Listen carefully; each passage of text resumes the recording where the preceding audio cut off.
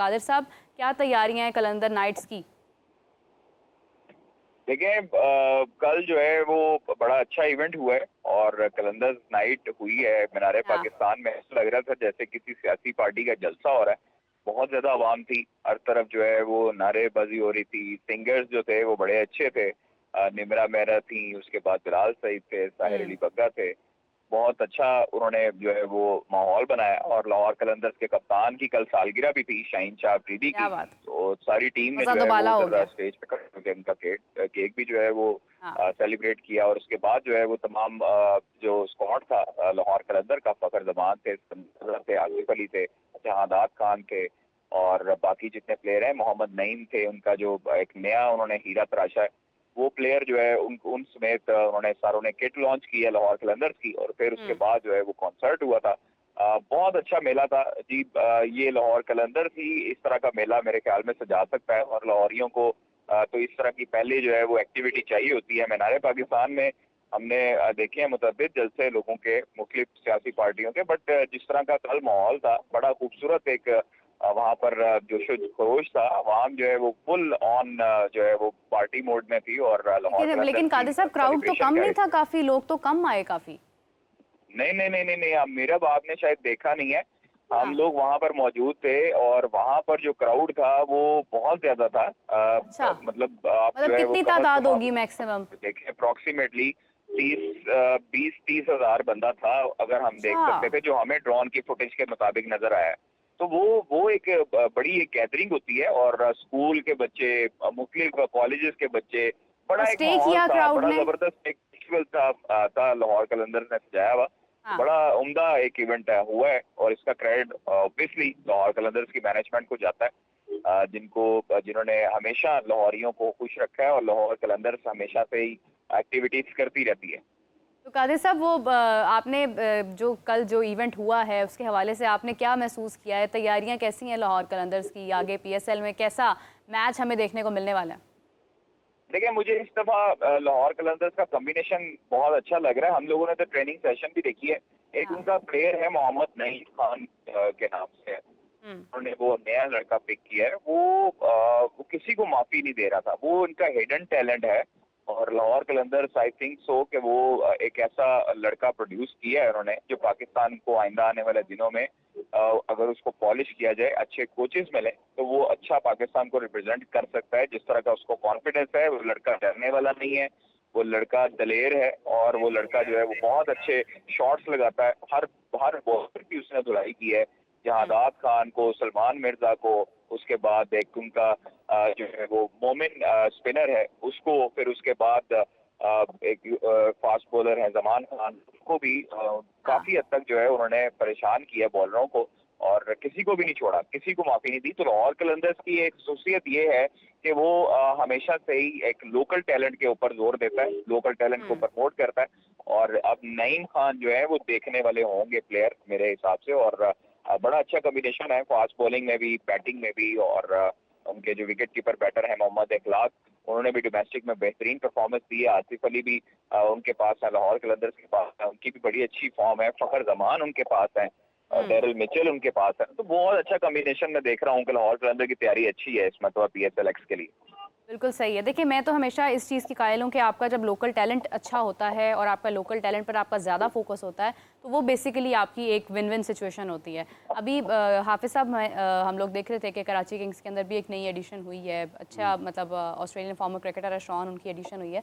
लेकिन ये है कि कराची किंग्स ऑलरेडी बड़ी अच्छी पिक्स के साथ था। डेविड वार्नर भी हैं, मतलब इंटरनेशनल क्रिकेटर्स पर उनका अच्छा फोकस रहा है। आपको लग रहा है कि कराची किंग्स के ऊपर ये जो एक इम्पैक्ट है इंटरनेशनल प्लेयर्स का, ये पावरफुल साबित होगा? देखिए डिपेंड करता है जब टूर्नामेंट शुरू होता है, क्योंकि आपने 4 ही ओवरसीज़ प्लेयर्स खिलाने होते हैं। और उस कॉम्बिनेशन में जब आप पहली टीम बनाते हैं कि कौन कौन आपके प्लेइंग 11 में आता है या नहीं आता है, तो वहाँ से फिर ज़्यादा आप बेहतर अंदाज में उसका हम्म। जायज़ा ले सकते हैं। अभी जब मैचेस शुरू होंगे तो फिर समझ आएगी कि टीम मैनेजमेंट उनकी क्या सोच रखती है अपने खिलाड़ियों के बारे में। 4 ओवरसीज़ प्लेयर्स के साथ जाना, कराची के पास ओवरसीज़ प्लेयर्स भी हमेशा अच्छे रहे हैं। मतलब अगर हम माजी में भी देखते हैं, मैं डेविड मलान भी खेलते रहे इनकी तरफ हम्म। से, क्रिस जॉर्डन भी खेलते रहे। और भी ओवरसीज़ प्लेयर्स इनके पास अच्छे रहे हैं। लेकिन अब देखना है कि इस मरतबा वो किस किस हिकमत अमली के साथ, कौन सी प्लेइंग 11 में किन खिलाड़ियों को लेकर चलते हैं अपने ओवरसीज प्लेयर्स के साथ। क्योंकि डेविड वार्नर भी शायद शुरू के 1-2 मैचेस में अवेलेबल नहीं है, केन विलियमसन शायद ना हो, फिर वो तो कमेंट्री कर रहे थे केन उधर आईपीएल में कर रहे हैं। आईपीएल में तो डिपेंड करता है कि किस गेम प्लान के साथ आते हैं। तो इनिशियली तो टीमें जब बनती हैं, अब ड्राफ्ट आधा बहुत सारा हिस्सा तो ड्राफ्ट में बन जाता है कि ड्राफ्ट में आप कौन कौन आपके पास अवेलेबल है, आप क्या स्क्वाड वहाँ पर बनाते हैं, वहाँ से फिर आप प्लेइंग 11 में किस तरीके से जाते हैं।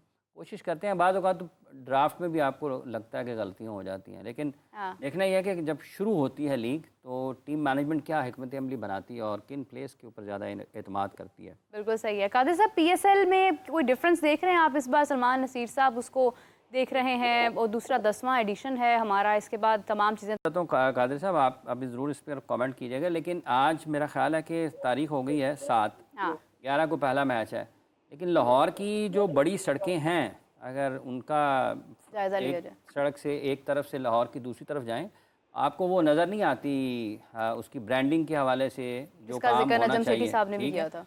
ये अगर सलमान नसीर साहब हैं इस वक्त उसके डायरेक्टर या उनकी सरबराही पीएसएल की कर रहे हैं, तो एक 10वां एडिशन है पाकिस्तान की, एक दहाई मुकम्मल होने वाली है। तो उस एतबार से अगर हम देखते हैं तो जो शहर में बिलखसूस अगर 4 शहरों में मैचेस होने हैं, अगर लाहौर में जहाँ पर सदर दफ्तर है वहाँ पर आज तक कुछ नज़र नहीं आ रहा कि 7 तारीख है।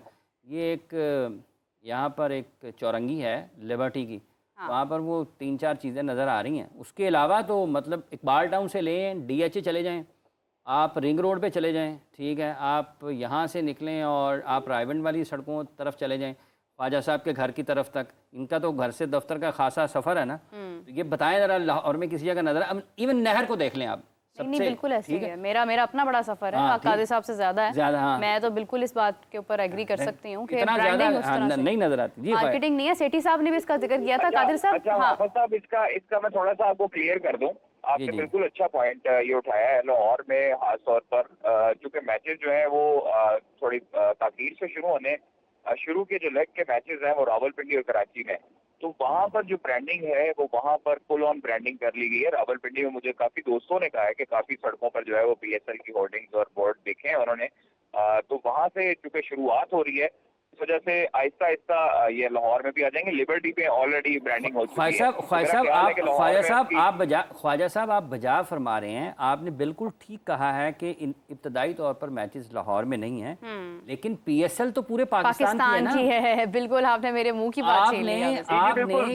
बिल्कुल ये वाला आपका जो पॉइंट है वैलिड है, और ये अगर आपने एक शहर में 2 शहरों में की है तो फिर ये सारे शहरों में इक्वली होनी चाहिए थी। मतलब ख्वाजा साहब जब दुबई में होती थी, लोगों को हाव ना होती। ख्वाजा साहब जब दुबई में होती थी पीएसएल, तो वो क्या कहें जी, सिर्फ दुबई स्पोर्ट्स सिटी के इर्द गिर्द लगा दें, बाकी पूरे दुबई में ना लगाएं। शारजा में ठीक है, उस वक्त तो पूरे दुबई में होती थी और टैक्सीज पे भी उसका ब्रांडिंग हो रही होती थी। वो हमने क्योंकि देखिए ना, अगर लाहौर में भी हो, बेशक लाहौर में मैचेस ताखीर से हैं, लेकिन वो लोगों का एक इंटरेस्ट तो जुड़ा रहेगा ना। आपकी जो ब्रांडिंग होती है या मार्केटिंग होती है वो बड़ा अट्रैक्ट करती है लोगों को। कादिर साहब, लगता है कादिर साहब असर ले गए हैं इस बात का। काफी मेरा क्या बोला है, आवाज थोड़ी कट रही है। मैं ये पूछ रही थी कि लोगों का इंटरेस्ट जो है वो मेरे ख्याल से मार्केटिंग से बड़ा जुड़ा होता है, काफ़ी हद तक उसका एक ताल्लुक होता है मार्केटिंग के साथ। मैं आपसे यही सवाल करने वाली थी, फिर हाफिज साहब ने भी अपना पॉइंट उसके अंदर ऐड कर दिया, उसी को कंटिन्यू करते हैं कि डिफरेंस क्या देख रहे हैं इस बार की पीएसएल में। पॉजिटिवली भी बताइए और क्रिटिकली भी बताइए कि हम क्या डिफरेंस देख रहे हैं इस बार 10वें एडिशन में।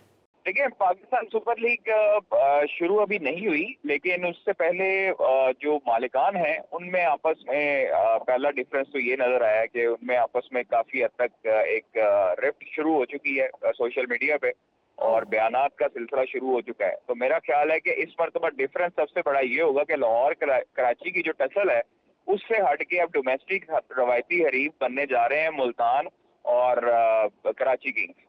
तो ये एक डिफरेंस नजर आएगा कि मुल्तान और कराची का एक नजर आएगा और लाहौर टावर का नजर आएगा।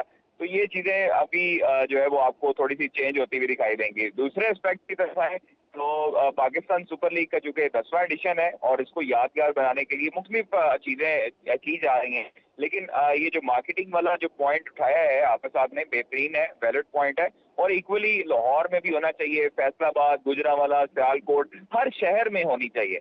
देखिए, पाकिस्तान सुपर लीग को अगर आपने यादगार बनाना है तो फिर आप लोगों के ज़हन में उसको घुसाएँ और फिर उसके बाद जो है वो लोग ताकि उसके लिए बेताब हो जाएँ, लोग उसका वेट करें। आईपीएल चल रही है, आपको चाहिए कि आईपीएल को खत्म करने के लिए लोगों को, पाकिस्तानी भी देखते हैं आईपीएल को, आईपीएल को आपने अगर ज़हन में से हटाना है और पीएसएल को आपने घुसाना है, तो फिर आपको जो है वो इस तरह की मार्केटिंग अपने टेक्निक्स यूज़ करनी पड़ेंगी ताकि लोगों को आप जो है वो इकट्ठा कर सकें। दूसरी जानिब जो है वो मुख्तलिफ किस्म के जो होंगे ब्रॉडकास्टिंग के हवाले से, वो चूँकि उर्दू कमेंट्री जो है वो भी कर दी जाएगी और अभी 1-2 चैनल के साथ अभी आइंदा आने वाले 24 घंटे के दौरान पाकिस्तान सुपर लीग मैनेजमेंट जो है वो इसका ऐलान भी कर देगी कि कौन सा चैनल जो है वो बाकायदा पूरा मैच जो है वो उर्दू कमेंट्री में दिखाएगा और नशर करेगा।